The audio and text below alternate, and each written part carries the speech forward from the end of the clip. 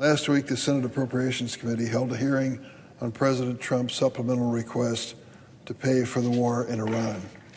At the hearing, I asked Defense Secretary Pete Hegseth to give us the latest accounting of the financial cost of this war. The Secretary estimated that it cost $37.5 billion.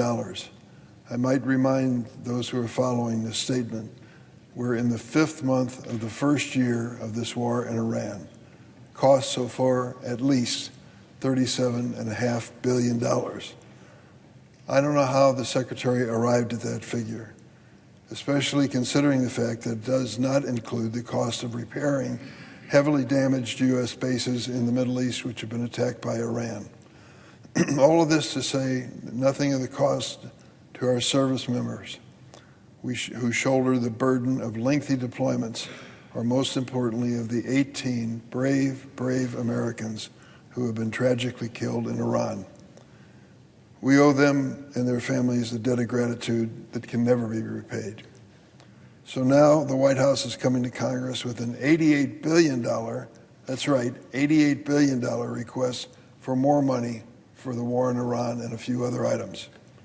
For those of you watching at home who don't follow the ins and outs of Congress, this is a funding request outside the normal annual government funding process.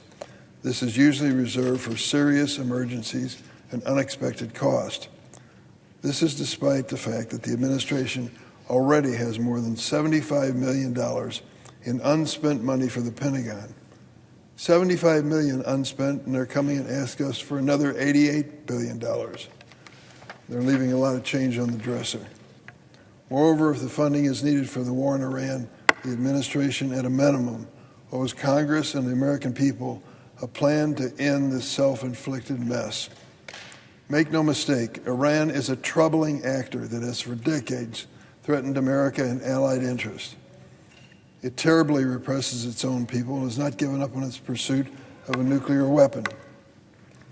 But President Trump's war with Iran has not resolved either of these issues. All it has done is draw us into a messy foreign entanglement with no clear end game. And now a growing number of American troops have been killed and wounded. Allies in the region are facing repeated missile attacks. The global economy has been held hostage by Iran's totally predictably stranglehold of the Strait of Hormuz. So before this Congress provides billions of dollars more, there are some questions that need to be answered. And I might add, I want to return, we've lost 18 brave servicemen. They can obviously never be replaced, and we owe them a debt of gratitude for their service to our nation. But the administration is virtually silent with the number of troops, our troops, who've been wounded in this war with Iran, some very seriously wounded. The numbers are over 400 casualties, along with the 18 who've given their lives. This is a costly venture of a war which the President initiated without going to the American people or to Congress as required by the Constitution, or to our allies, or to the public at large. The President did this on his own, believing it would be quick and over. We're learning again what we've learned so many times in the recent past. It is far easier to start a war than it is to end one, and we're seeing that to this day. Mr. President, on another unrelated topic, well, it is related, but it's different. The war in Ukraine has turned a good corner for us, with the real possibility for the first time in over 4 years that Russia will be finally forced to negotiate. I was at the NATO summit in Ankara, Turkey, earlier this month with several colleagues, including Senator Shaheen, Coons, the late Lindsey Graham, and Rounds, and the message was clear. Momentum is with Ukraine, and this is the time for American and European support to step up. But amid this shift, Ukraine desperately needs more air defenses to protect civilians from the brutal Russian attacks. Unfortunately, too many of these air defenses have been needed in the Gulf for President Trump's other war in Iran.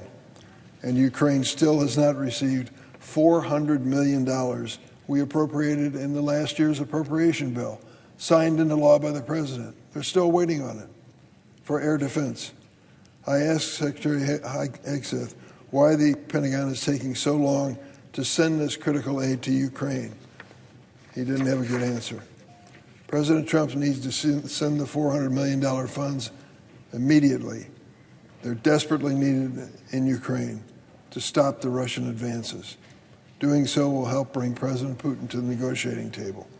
And Secretary Hegseth also needs to move $200 million that we appropriate and the President signed into law for the Baltic Security Initiative to help frontline NATO allies prepare for Russian intimidation and retaliation. My last point is this. It's overdue for this chamber to act on Russia and Ukraine and legislation which Lindsey Graham was passionate about. The last time I met with him, just 3 or 4 days before he passed away, he brought this issue up, this idea of sanctions against Iran. I think that, sanctions against Russia. I think it is a valuable investment of our time, and I'm happy to co-sponsor this measure. Senator Graham understood the timeliness of this legislation to help force Russians to negotiate. He worked hard to find agreement on this bill, months and months of work with Senator Blumenthal and others, Senator Shaheen included.